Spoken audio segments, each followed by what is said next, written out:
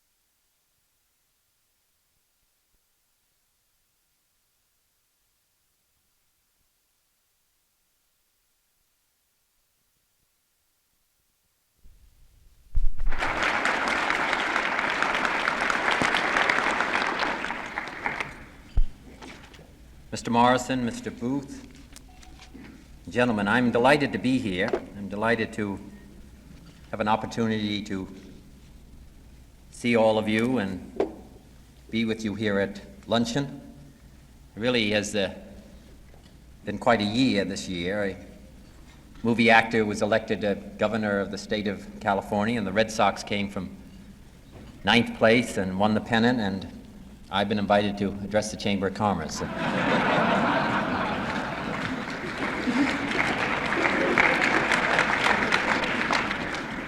Actually, they told me when I came down here that I was coming to address a Robert Kennedy for President committee for luncheon, but I gather as I look around that that's not right. But I'm pleased, actually. I'm very pleased to be here and see all of you. I greatly enjoyed my days as Attorney General, having the opportunity to work with business. I was able to achieve a really remarkable unanimity of a viewpoint with business groups. They all seemed to agree that they needed a new Attorney General. So my stock is rising, however, amongst businessmen, and I was pleased to hear that as well. Some of you may have seen the recent poll in Finance magazine. It really did my heart warm and pleased my family. They polled the top 400 business and financial executives in the country on their choice for president. Richard Nixon won, and I got one vote, 0.4%. I'm one of the few people who could, in the country, could take all their supporters to lunch. Actually,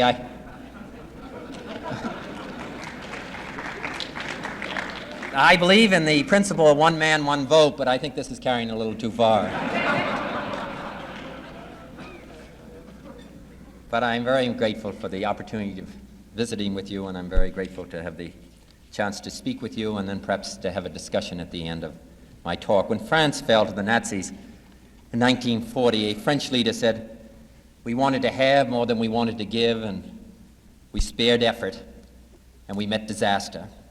This is a lesson we could do well here in the United States to keep before us as we confront the dilemma of American poverty today, our most pressing domestic crisis since the Civil War.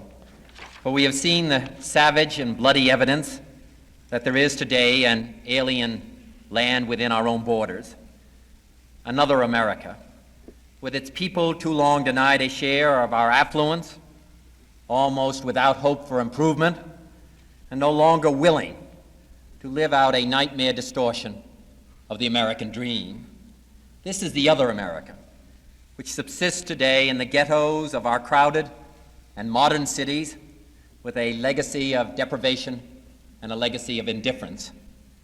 And its people are without the two root elements of our own affluent society: adequate homes and enough jobs.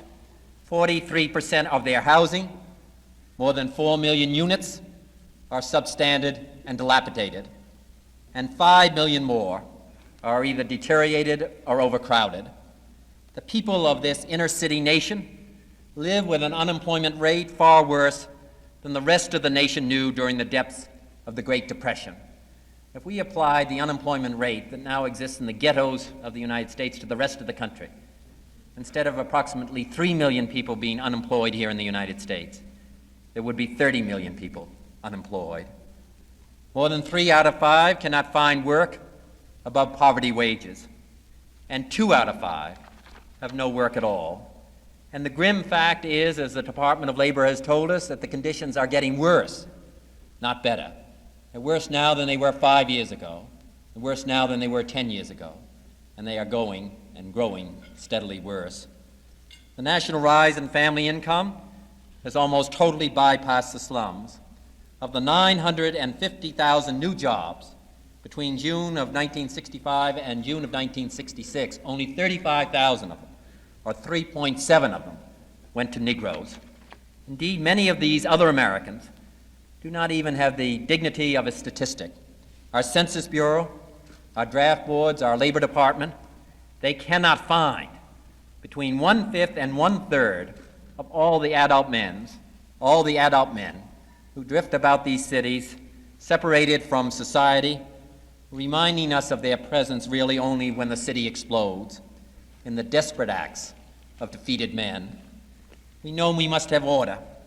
We know that those who incite others to loot and to burn must feel the full force of the law. But we also know that punishment is not prevention, and that force can no longer, by itself, suppress latent grievance. Without a rapid change in the fate of these other Americans, we will not have the order that we seek and the kind of order that is essential to our government, to our society, and to our country. Further, we know we must also act, not only because inaction will bring further violence, not only because it is right and we owe it to our fellow citizens, but we must also give encouragement to those who still believe that progress is possible within our society and under our form of government. We cannot denounce those extremists, on one hand, who reject our society and our government if we do not prove that our society is, in fact, capable of helping people lead a better life in our urban ghettos, in our areas of rural poverty, and our Indian reservations as well. Two, there is no more promising asset that we have today than the skills and the resources and the inventiveness of the private sector. The most useful task that we in government have, if we are to avert disaster, it seems to me, is to find the tools to bring you and those that you represent profitably and realistically into the other America. 2 bills which I introduced recently, co-sponsored by Senator Smathers and Senator Pearson of Kansas, I believe might accomplish this goal. These bills both provide tax incentives for investment in poverty areas. The first would provide tax credits, accelerated depreciation, and extra tax deductions from payroll for firms which would locate new industry in or near areas of high unemployment and create 20 or more jobs, at least two-thirds of which would be filled by residents of the particular area. The second would provide comparable benefits, as well as low-interest loans for firms constructing low-income housing in these same kinds of areas. Their provisions are complex, but their aim really is very simple: to give the same kind of benefits to industry locating in the other America as we give, for example, to industry locating in underdeveloped nations of the world. I want to stress briefly a few elements of this kind of program that we've suggested and we've introduced. First, there is no sense a program. This is in no sense a program to lock in the residents of poverty areas into the slums. We understand that integration is vital and an indispensable goal of our society. Those who want and can afford to move away should be encouraged to do so. But what of those who want or have to stay where they are? What of those who would build their own community? Those who would take pride in the neighborhoods if they could? Meaningful, steady jobs are the key to dispersing these concentrations of poverty. Our suburbs today house the children and the grandchildren of slum dwellers who found in wages and savings the opportunity to move on. Nor is this a device to erode the tax base and thus create a special privilege. The question, as President Kennedy said when he submitted the original investment credit proposal, is whether a tax incentive promotes, and I quote, desirable social and economic objectives of overriding importance, unquote. I do not believe that this question is now open to doubt. At the recent Senate Finance Committee hearings on the housing bill, men like Douglas Dillon, builders like Jim Rouse and Philip Klutznick, tax experts like Mortimer Kaplan and Boris Bitker, all endorsed this use of the tax incentive for this purpose. Joe Barlow, an attorney and tax expert who testified that he usually opposes such devices, said that, and I quote, only in the most critical situations, amounting in effect to national emergencies, should we resort to the deliberate use of specific tax incentives. But he said, we face a national emergency in this country, this time in our slums, and it would appear necessary to provide through the tax structure the stimulus for this investment.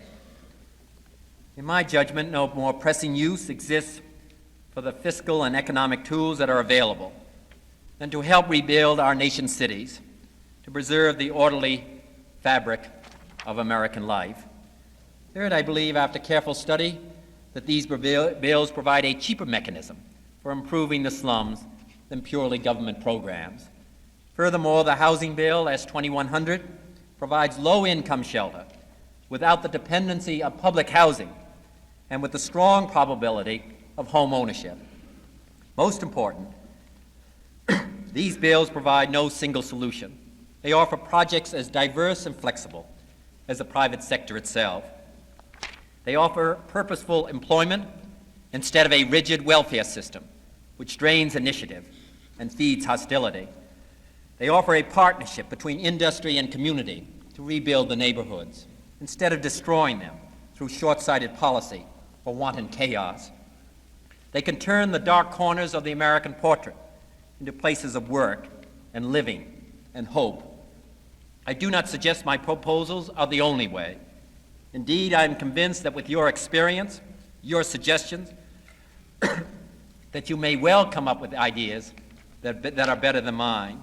I would, however, urge you to find out, to discover what fiscal tools are best suited in your own cities, your own communities, your own towns, and across this country as a whole.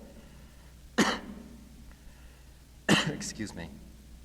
I'm confident that with the daring and the energy that you have shown in the past, you can and will unlock the skills that would unloose the rest of the other America. To bring your power and your talent to bear on these awesome problems will not be easy, but it is the effort that we must make that we here in this country are not to meet disaster. It is the effort that really you must make. For you have the power, you have the talent, and you have the will. And I believe together that business and government can do the job. I thank you.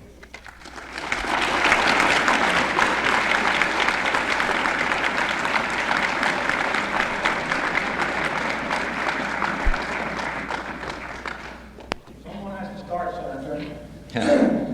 What will your bills do, Senator, in terms of what seems to be a very frustrating problem, how to train the underprivileged for these jobs that will be created? There have been many billions of dollars expended for this purpose over recent years. The evidence seems to indicate that we still have not found an appropriate solution on how to... Might not exist in that particular neighborhood. Maybe those jobs exist elsewhere. But then we have the whole problem of an individual who works in the ghetto. There aren't jobs available in the ghetto. There's no industry in the ghetto. There's no area in industry in any of these areas. There's none in Watts, there's none in Harlem, there's none in Bedford-Stuyvesant. So it's very difficult when the person goes through a training program, he finishes his training program, where is he going to go for a job? Then he has the problem with maybe some of the jobs are available out in the suburbs. But he's going to have a very difficult time, as everybody in this room knows, of finding some place for his family to live, of getting his child into a school. First, the schools that his children are going to are not going to be satisfactory. That child cannot go from that kind of a ghetto school into a regular school in the suburbs. It's going to be too far behind. A child who goes to school in the ghettos is 1 year behind by the time he gets to the 3rd grade. He's 2 years behind when he gets to the 6th grade. The educational system is so bad in the ghetto. First, only 3 out of 10 children, on the average, finish high school, and then they have a 50-50 chance of having the equivalent. I thought that one was wrong. Senator, I come from a comparatively small city. Could I have a glass of And water? we have small ghettos and small cities in the same manner that there are large ghettos and large... That's right. Why did you, in S2100, provide for a minimum of 100 units?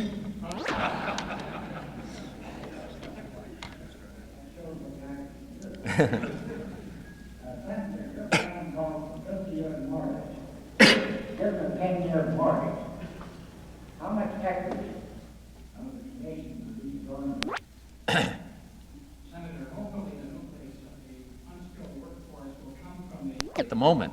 And we cannot live, I might say, with the government programs. And we've had these government programs now for 30 years, and they haven't been successful. I mean, all we have to do is to look over the period of what has happened in this past summer and realize that they have not been successful. We can't, I'm in favor of what we've been doing, and I'll continue to support it. But it is not enough, and it's not going to be the answer. And as long as the war in Vietnam continues, it can't be the answer. We just don't have that much money that's available here in this country. And this is the most inexpensive way of doing it, and in addition to that, it gives the initiative and the inventiveness of the free enterprise system to start to apply its skill in the most difficult problem that's facing this country. I think it makes make more sense, and I think that the sooner that we move in this area, I'm not wedded to the particular figures. I'm not wedded to what the figure is that we have in depreciation and the figure that we have in tax credit. I think that should be studied by an organization such as this, but eventually this is what we're going to have to come to, because we're going to have to use the private enterprise system in the poor, rural, and ghetto areas of the United States if we're going to find the answer. We're going to have to, if we don't want to destroy financially every city in the United States, we're going to have to get people off welfare. Welfare is not the answer. It destroys the individual and it destroys his family. Welfare is not the solution. The only answer to that is to find jobs for people, make jobs available for people. You can't just tell people to go to work if there are no jobs available. The way to find jobs and make jobs available is to have industry create the employment. And that's what this bill does. That's what these two bills do. And that's why I think they can be so effective and make a major difference for the future of this country.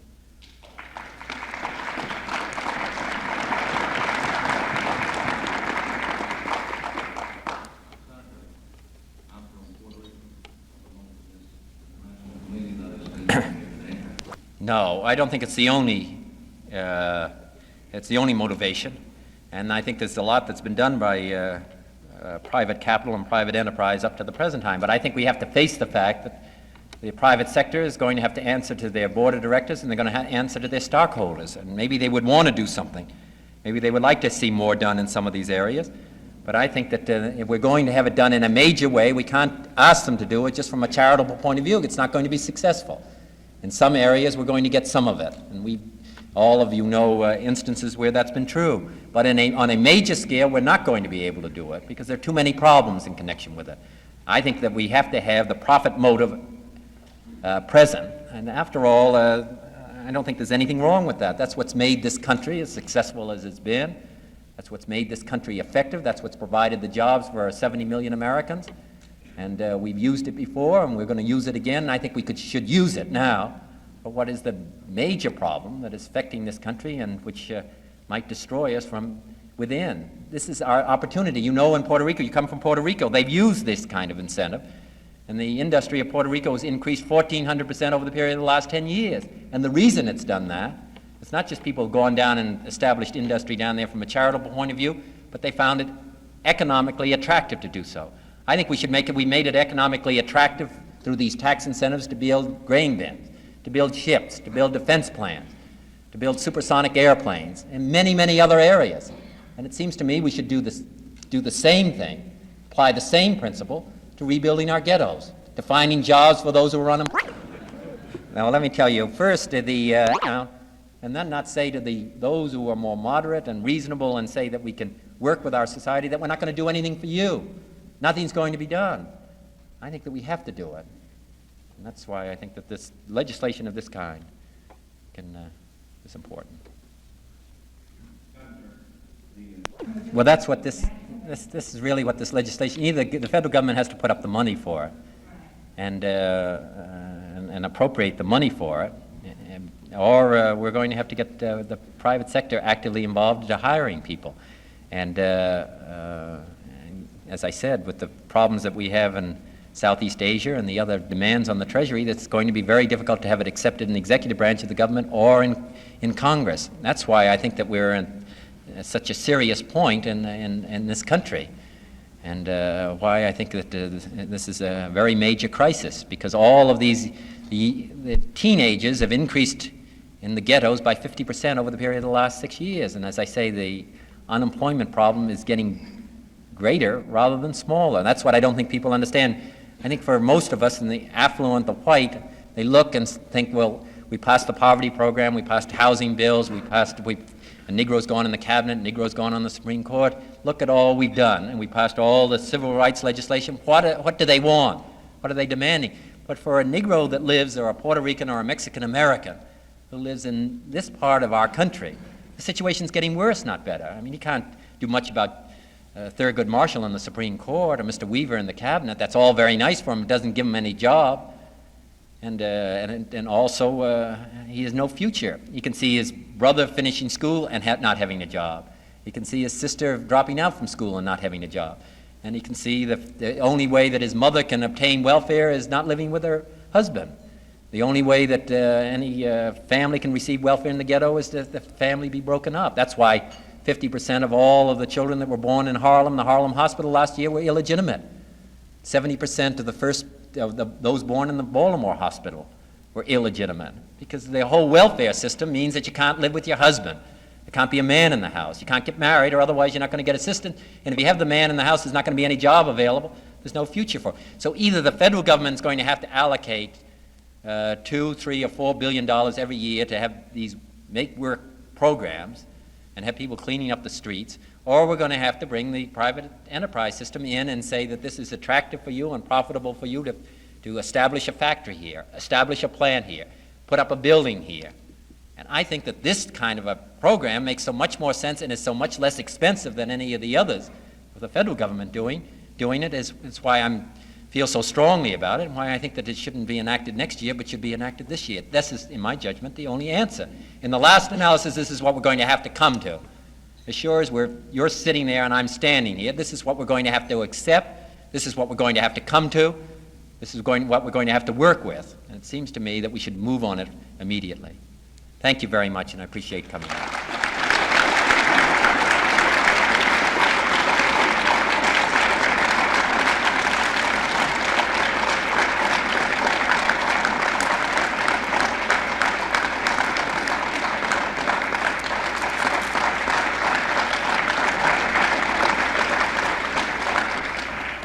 I wish there had been time for more questions, but the